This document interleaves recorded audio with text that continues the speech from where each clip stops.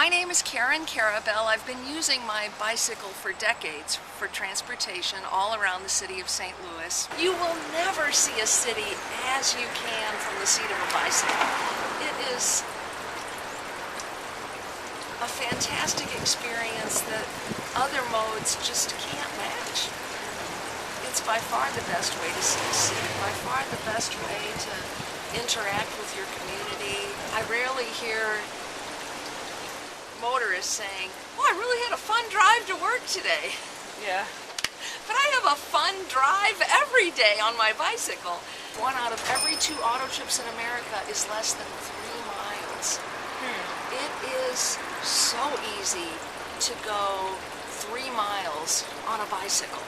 Imagine the transportation revolution if people felt safe using their bicycles for these short trips. I teach safe traffic cycling. I teach people how to be safe when they're using their bicycles no matter where they choose to ride.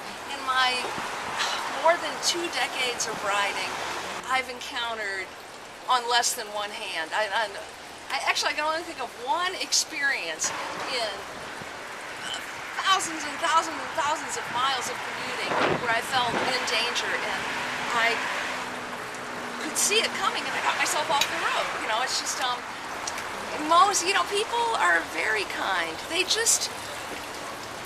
Everyone wants to get where they're going safely and easily and without hassle. I did get into serious bicycling as an adult because of a political decision. I was in my early 40s and it was 2001.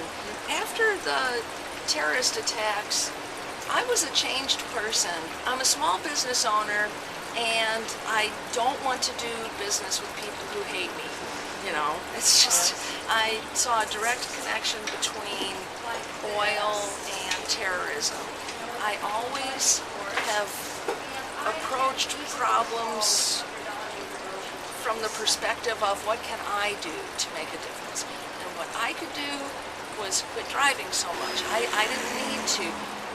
Years before that, my husband and I had consciously decided where we would live so that we wouldn't have to use our cars. I have 3 sons, and in the 90s we rode wherever we could. We bought a tandem bicycle and we had trailer attachments and whenever we could ride to have fun. But my default was still to use my car. That was the easy thing to do. When we had our 3rd son, we did decide to buy a minivan. This minivan we bought in 1996 when our son was an infant, and we still have that car today. It has about 72,000 miles on it. We don't even buy a tank of gas a month.